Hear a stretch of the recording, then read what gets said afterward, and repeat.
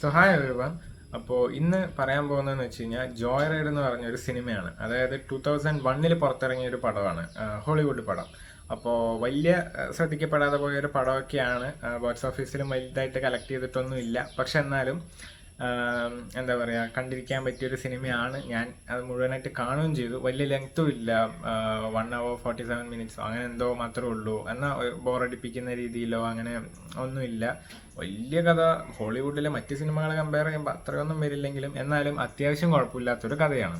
Okay, എന്തോ ആവട്ടെ, നമുക്കിനി കഥയിലോട്ടും അല്ലെങ്കിൽ കഥൻ്റെ ഇതിലോട്ടൊക്കെ വരുന്നതിന് മുന്നേ ഇതിലെ കാസ്റ്റും അല്ലെങ്കിൽ മറ്റുള്ളവരെയൊക്കെ ഒന്ന് പറഞ്ഞിട്ട് നേരെ അതിലോട്ട് പോകാം. പിന്നെ അടുത്ത ആഴ്ച പറയാൻ പോകുന്ന കഥ ഏത് വേണം എന്നുള്ളത് ഇന്ന് ലാസ്റ്റ് പറയാം. അത് രണ്ട് എപ്പിക് മൂവീസാണ്. അപ്പോൾ അതവിടെ നിൽക്കട്ടെ. നമുക്ക് ഈ സിനിമയിലോട്ട് വരാം. ജോയ് റൈഡ് എന്നാണ് പേരെന്ന് പറഞ്ഞു. പക്ഷേ UK റിലീസായ സമയത്ത്, യുണൈറ്റഡ് കിങ്ഡം അവിടെ റിലീസായ സമയത്ത് ഇതിൻ്റെ പേര് റോഡ് കിൽ എന്നായി മാറി. അതാണ് കറക്റ്റ് പേര്. കാരണം ജോയ് റൈഡ് എന്ന് പറഞ്ഞിട്ട് സിനിമ വലിയ ജോയ് ഒന്നും അല്ല. ഡയറക്ടറിന്റെ പേര് ജോൺ ഡാൽ എന്നാണ് ഡയറക്ടറിന്റെ പേര്.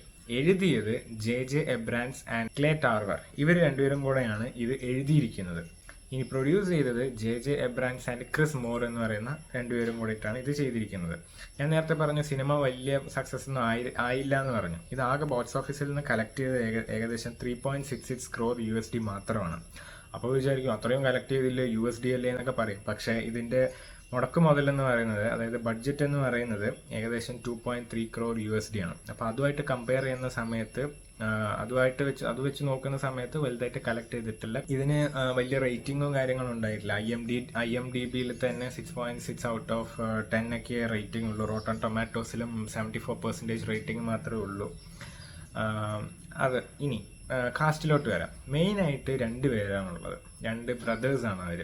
കാസ്റ്റ് എന്ന് പറയുന്ന സമയത്ത് മെയിനായിട്ട് പോൾ വാക്കറിൻ്റെ ക്യാരക്ടർ അല്ല മെയിൻ. ഓക്കെ, ഫുള്ളർ എന്ന് പറയുന്ന ഒരു ക്യാരക്ടറാണ് മെയിൻ. ഫുള്ളർ എന്ന് പറയുന്ന ക്യാരക്ടർ ചെയ്ത ആളുടെ പേര് സ്റ്റീവ് സാൻ എന്നാണ്.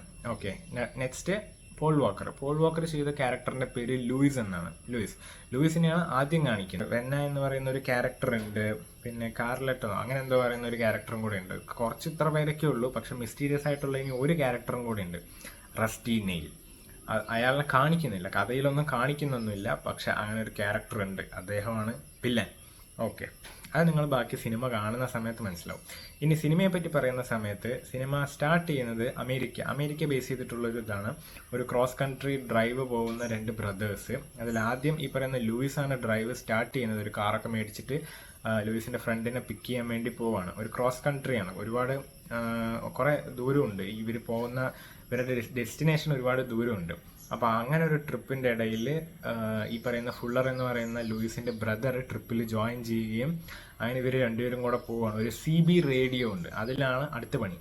CB റേഡിയോ എന്ന് വെച്ച് കഴിഞ്ഞാൽ പണ്ട് കാലത്ത്, അതായത് ആ ഒരു സമയത്ത് സെൽഫോണൊന്നും ഇല്ലാത്ത സമയത്ത് ഈ ഒരുപാട് ദൂരം യാത്ര പോകുന്നവർ കമ്മ്യൂണിക്കേറ്റ് ചെയ്യാൻ വേണ്ടി യൂസ് ചെയ്തൊരു കാര്യമാണ് ഈ പറയുന്ന CB റേഡിയോ.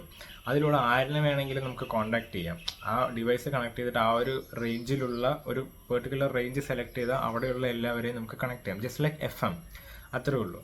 അപ്പോൾ അത് വെച്ചിട്ടാണ് ഇവർ സംസാരിച്ചിട്ട് ഈ റസ്റ്റി നെയിൽ എന്ന് പറയുന്ന ആളുടെ കെണിയിൽ പെടുകയാണ്.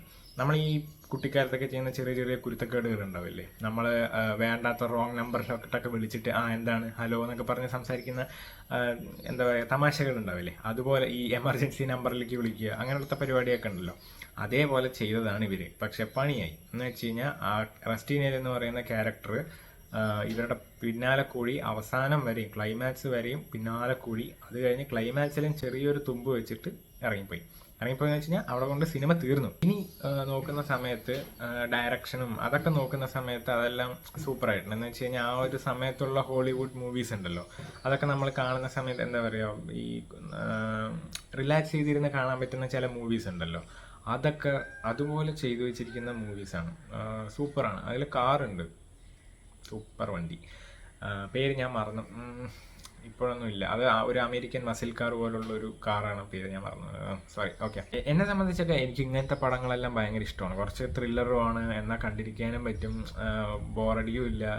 ഒരു സൂപ്പർ അല്ലേ. ഉച്ചയ്ക്ക് വീട്ടിൽ ഭക്ഷണമൊക്കെ കഴിച്ച് കഴിഞ്ഞിട്ടിരുന്ന് ഇങ്ങനത്തെ ഒരു പടമൊക്കെ കാണുക പറഞ്ഞാൽ സൂപ്പർ.